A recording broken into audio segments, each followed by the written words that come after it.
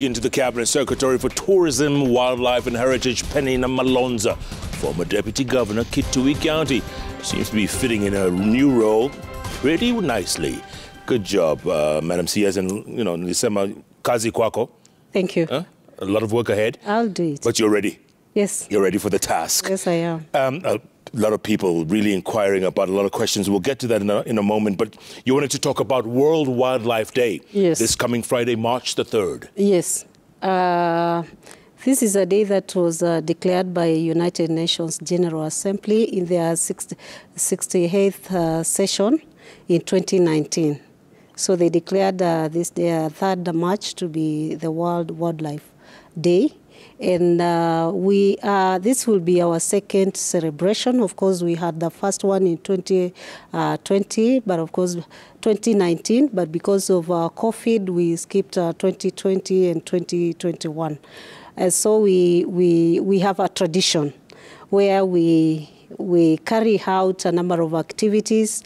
And this year we're going to do 3 activities. First, we'll do what we call tembo naming.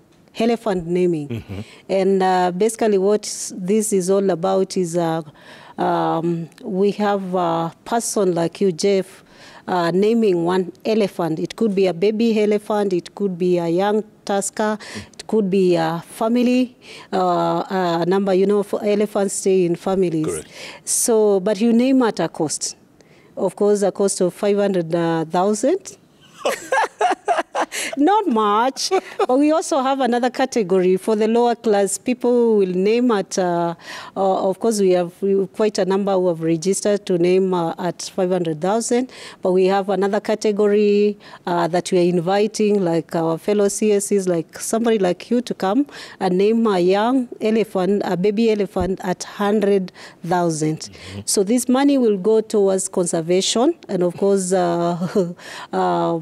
getting things like water pumps done in the parks, in the national parks and boreholes. And this will take place in Boseli, near Oltukai. We plan to have the naming session done by the Maasai elders who will name. Of course, we'll have somebody like you who wants to name an elephant, and you can give it your name. Jeff. Yes. we had Dida, and we have Hamed. Okay. Yes, of course. I remember Ahmed the elephant. Yes. Way back. So those are elephants that are baby, they are named from their childhood.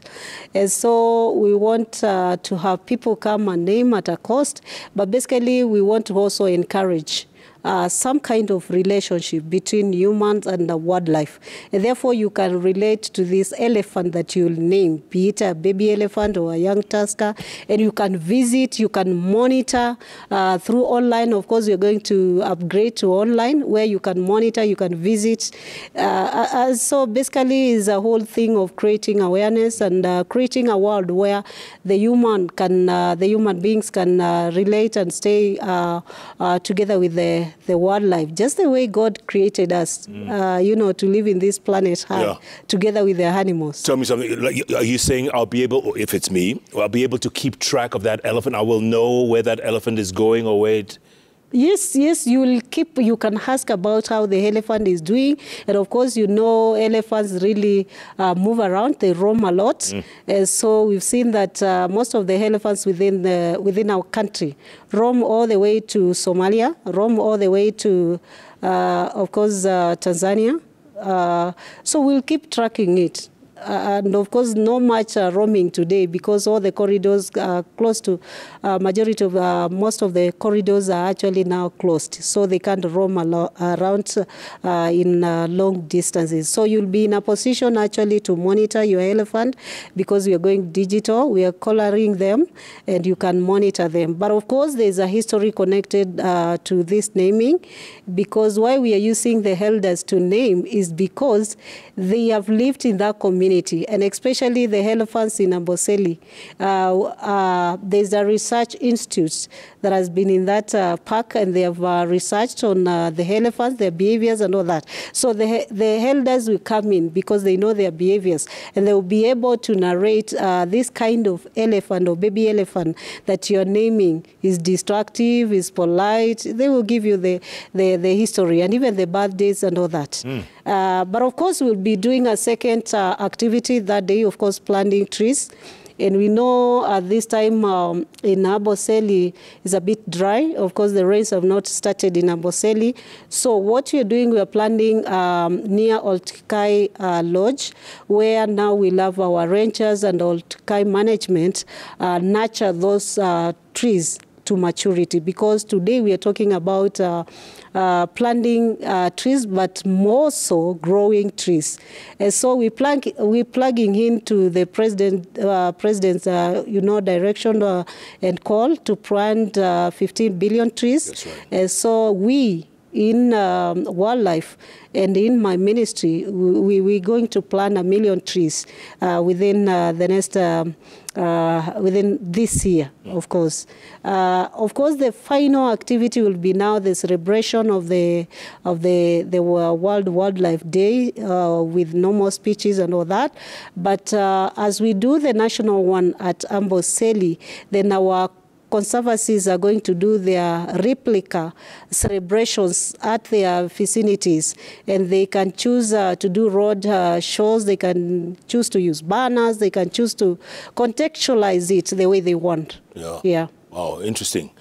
Coming back to the temple naming ceremony, it's very interesting because I did a similar story in Rwanda, but they have a gorilla naming ceremony. Yes. Right? Yes. I think that's where you get the inspiration.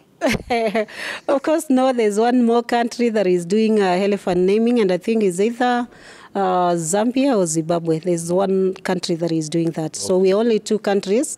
But of course, if you look at the way we are naming our elephants, it's a bit more packed with a lot of information. And as you know today, Kenya is an authority in wildlife in Africa, but also in the globe. Yeah. Tell me something. Speaking of coming back to tourism, you're talking about medical tourism. A lot of people are asking about sports tourism. Others are asking about urban tourism. For instance, in the cities like Nairobi, this expressway is a tourism attraction. Yes, it is. Actually, going forward, we are going to do what we call product diversification.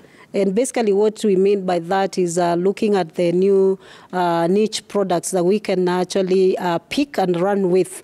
Because, you know, for long in this country, we've sold beach and wildlife and our parks. But really, you can see there's a lot of change with the new generation of tourists that we are receiving. Because as I began by stating that if you look at the world population today, we have 65% of that population, the globe population, is young people. People aged between 18 and 35. Now, these people are no longer interested so much in the beaches. The wildlife, they can actually metaphase with the wildlife and they have it in their room. But we've realized that they're more interested in adventure, in sports tourism, of course in cultural tourism. And I'm very gracious, I'm very happy that the president saw it wise to bring culture to tourism. Initially it was tourism and wildlife, but now we have a package of culture now coming to tourism ministry. And actually, surprisingly, we've seen a lot of this young generation, they are attracted to adventure, to sports tourism, to gastronomy, and then, of course, to water sports, to be precise. And, of course, we are looking at this and diversifying our basket in terms of the products that we can sell. Wonderful, wonderful. Look, you know this as much as I do. When we were growing up, if you wanted to go into the hospitality industry, you went to Utalii College. Yes. Right? Yes. It produced the best and the brightest and the most wonderful graduates. Yes. Who would then get into the hotel industry. And then for years it went down. It was in terrible condition. What's the state of Utalii College now? And also the new campus in Kilifi? Well, I know Utalii was our premier college for hospitality in this country, and I can tell you, although it has gone down a little, I'm bringing it up to the level that it was before, because one of the challenges that I've realized with Utalii is the whole issue of curriculum, and I think is a whole issue around people not moving with time, especially in reviewing their curriculum. Because today, I realized that if you have to do a diploma in Utalii, you have to take 3 years. That's quite long. Yeah. And most of other diploma, institutions are actually, you take less time, like a year or 9 months. And so we are reviewing our curriculum, so that a diploma will take you probably 1.5 years or 1 year. And then, of course, we are introducing online, courses, refresher courses, because basically also so many universities came around at that time. Remember, when Utalii existed those days, no other university was actually teaching hospitality, but we have seen quite a number of universities today are now teaching hospitality, and therefore that was a competition, not that the leadership in Utalii needed to have noted and probably moved with speed. So what we are doing first, we are reviewing the curriculum so that we can give, short courses, but also looking at diploma not taking such long time, but also introducing refresher courses for hoteliers and those in the hospitality industry. And of course, online courses where somebody doesn't have to travel to Utalii. They can do the online course in their workspace, and they can still get certification. Of course, with the Ronald Gala, we have gone slow on it. Of course, when I came, it was on a slow mode, but we're finalizing the discussions so that we can complete it and so that it can benefit the people, not only in cost, but of course is a premier college that is actually to the level of a university. And so we're looking at seeing Ronald Gala, intake going all the way to Central Africa, to East Africa, and to South Africa. And surprisingly, when I came, I've been visited by quite a number of ambassadors. And I can tell you today, we have more than 5 countries that are going to send students to Utalii. Come September, I already have their requests. From Africa? From Africa.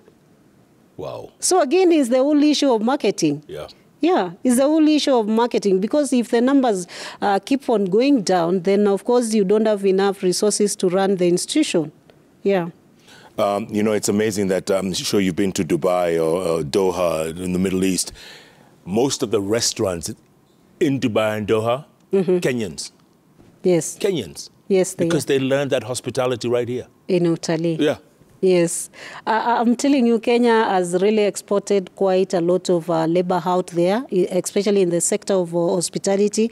And I talked the other day, just a group walked in my office and they said that they've already recruited 250. They have a partnership with Utalii, which I didn't know. Right. And they've already taken 250, students from Utalii to UK. Wow. And I didn't know that we can export labor. And I think this is an eye-opening.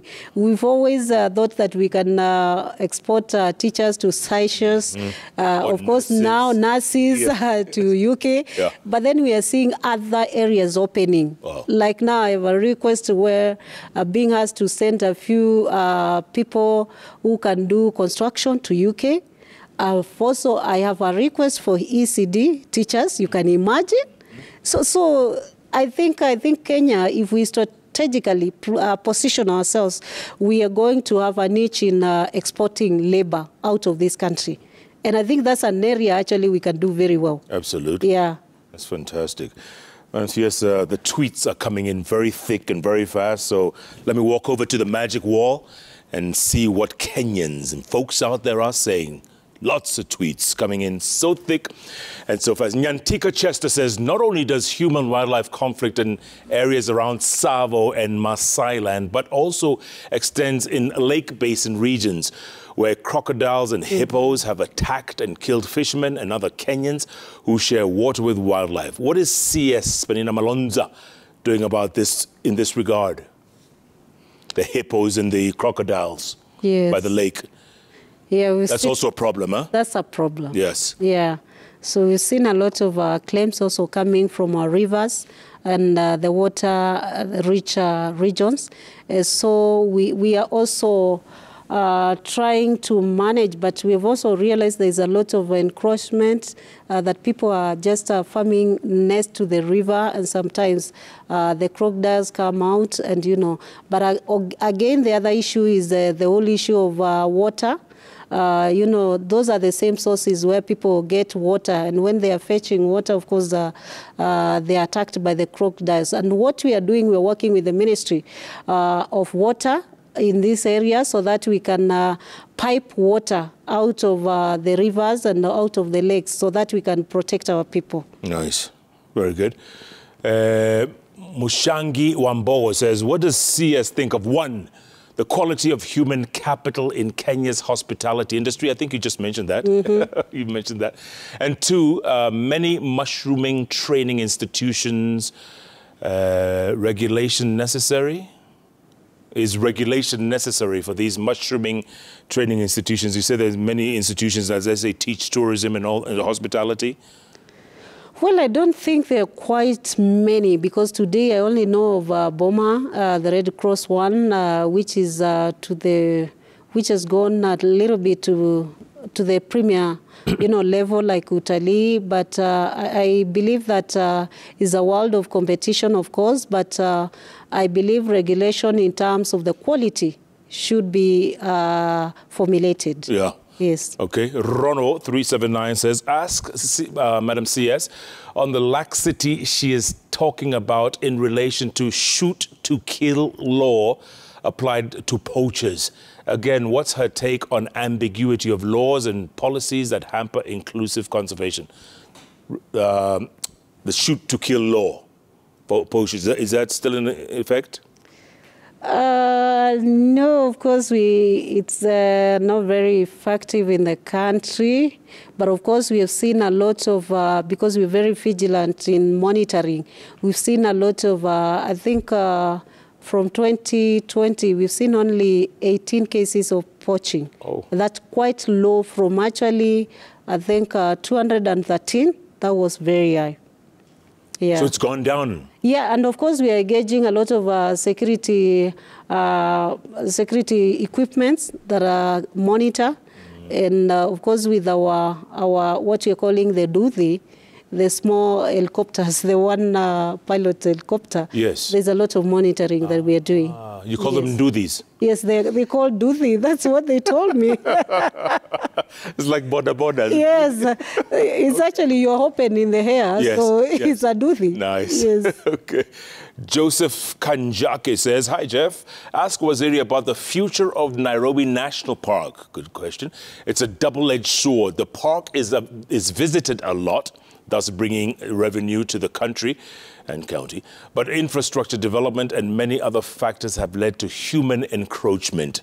It's the only national park in a capital city in the world, right? Yes. But like he said, Joseph said, it's a double-edged sword because, there's so many buildings surrounding it and the growing and the encroachment. Yes, I know.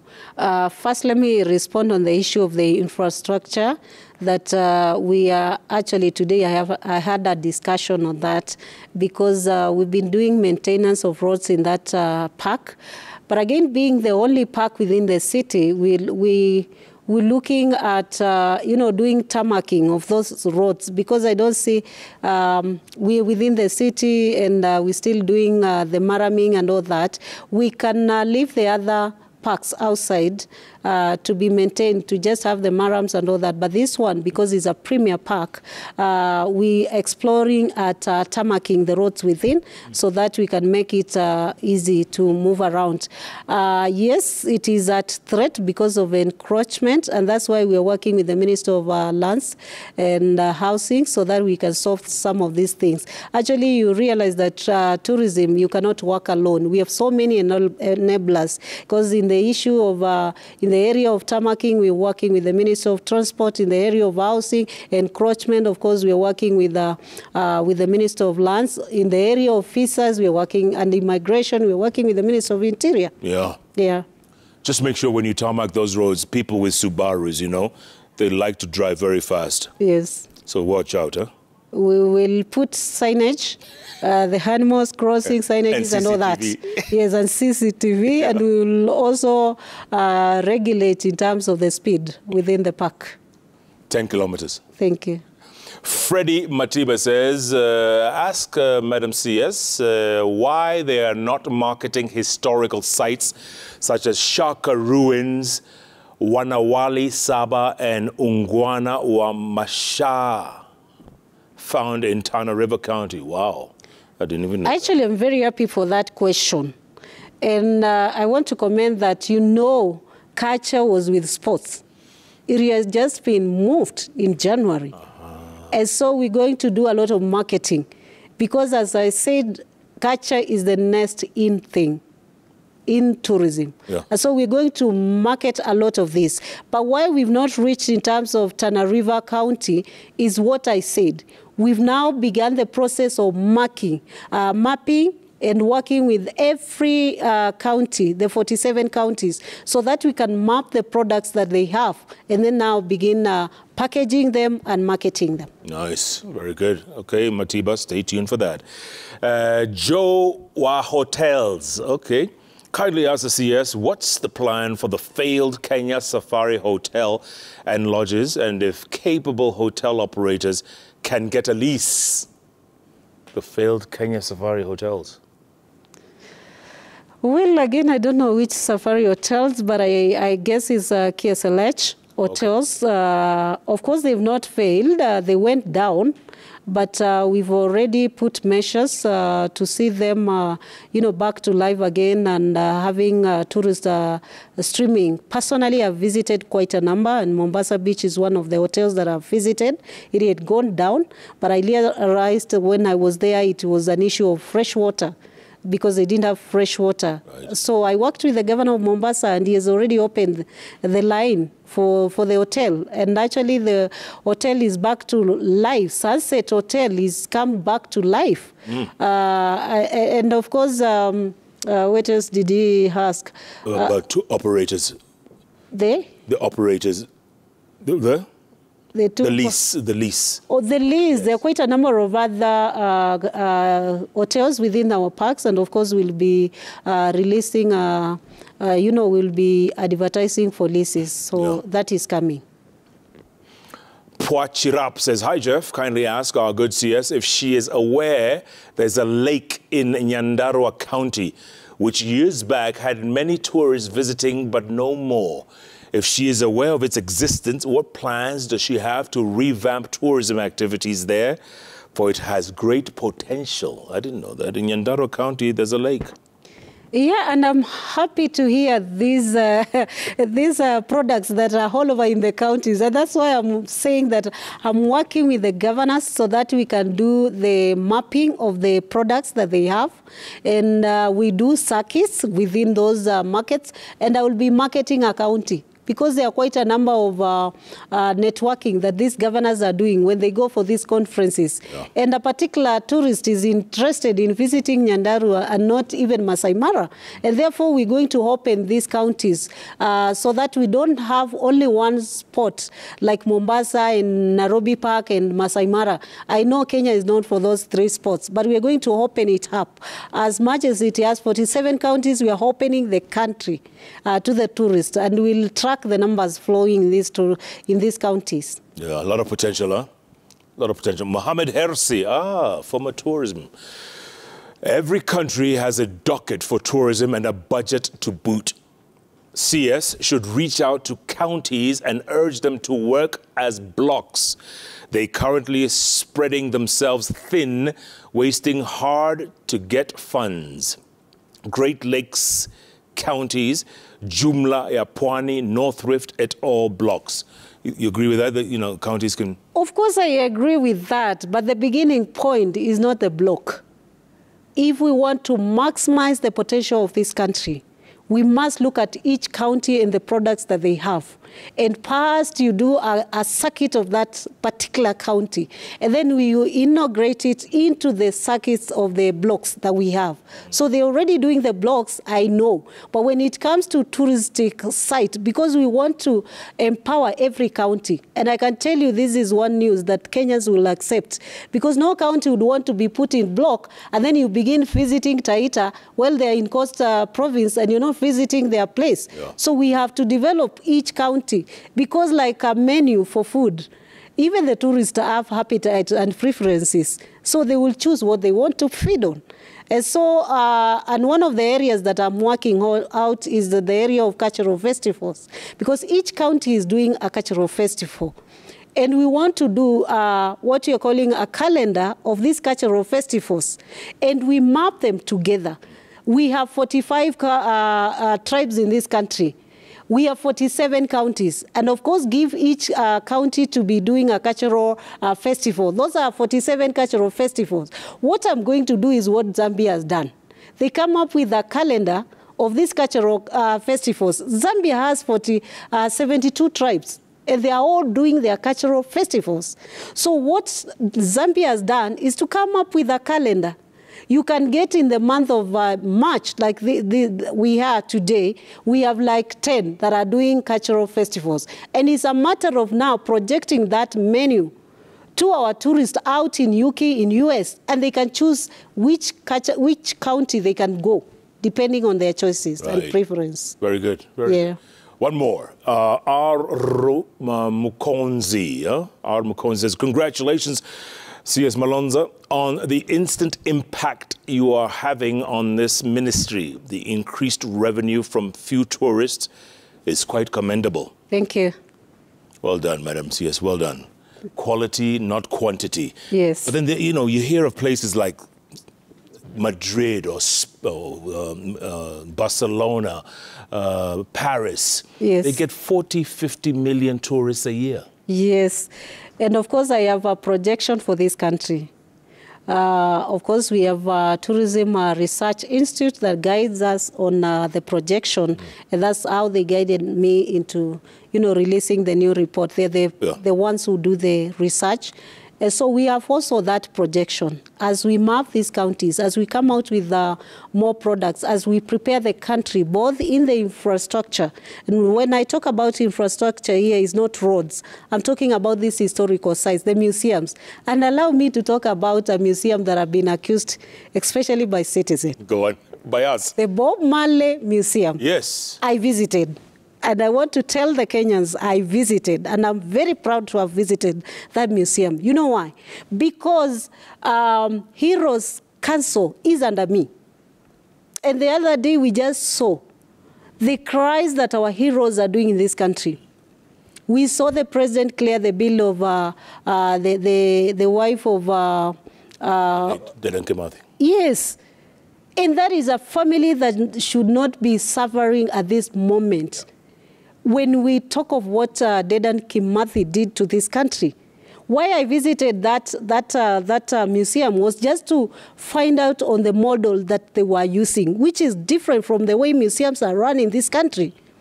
And when I went there, I realized every penny that is coming out of that museum is taking care of the family. It's going straight to the family. How many heroes do we have in this country? Joseph Munyao from Machakos, who died the other day, very poor, and you know, in a lot of agony. We have quite a number of our heroes in this country who should not be suffering, because what we need to do is to go back to their counties or wherever they are staying and do a museum for them and narrate the story of this great man who sacrificed their life for this nation. And we'll have people visit. Personally, I visited there. I paid $25. just for a visit, and you're taken through, you know. Yeah. I don't know what, it's a small room like this one. And of course, I paid $25 that went straight to the family. Yeah. And so for me, I saw that there was a lot of, critiquing why I visited. But I want to face the Kenyans today and tell them Peninah Malonza is a minister for tourism, for wildlife, for culture, and for heritage. And I cannot pursue tourism and wildlife and neglect culture. Yet it is the in thing in this country. And if this country has to change, then we must embrace paradigm shift in terms of thinking, in terms of where to get money. And that's why I'm saying, actually, we need to begin even exporting labor. We have very educated Kenyans with so many degrees. There are no jobs in this country. We can export that labor in the countries that really want and are in demand of the labor. And therefore, I'm saying I pursued that because I want to change the narrative of museums and historical sites in this country, so that I can have those families taken care. Because I'm in Heroes Council, but then their families, their children, their grandchildren, they are really suffering. Yet we can do something by the story, by telling the story of the family and the deceased who sacrificed for this nation, like Tomboya. You know, we have a small museum in Rusinga for him. Murumbi, we have one right here. And we can duplicate all this. Absolutely. Yes. Tell me, were they playing his music in the museum? Yes, they do. Throughout? And a little bit of smoking. Because it's their life. Let me tell you, culture is the way of life. Yes. And I want to tell Kenyans, do not be ashamed of your culture. If you used to do some things that look like they are weird, of course we want to learn about what was the meaning of you doing that. Of course, by the fact that I went there, I didn't become a reggae, love. Of course, I learned about one love, which I didn't know. And for me, it was good because I didn't know one love. But somehow I saw that written somewhere, and I asked, what was this one love? And of course, I heard some of the songs that he sang. Yeah. But of course, I saw the weed. Mm-hmm. I was taken, and I was shown the types. I didn't have interest in that. What I had interest in was a model of telling the story of our Kenyan heroes. And lots of tourists go there. And a lot of tourists is one of, I think it's the major museum in that country. I don't think there's any other museum in that country that is seeing such flow.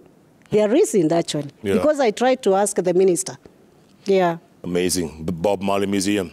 But allow me also to comment that why I went to Jamaica actually was to debate about these disruptions that come in the tourism industry, hospitality industry. We saw COVID come. We are now in a drought period, and we are seeing a lot. We saw also earthquake in Turkey, and it's actually disrupting the whole industry. And we congregated there because UN has already declared a Global Tourism Resilience Day, 17th of February every year.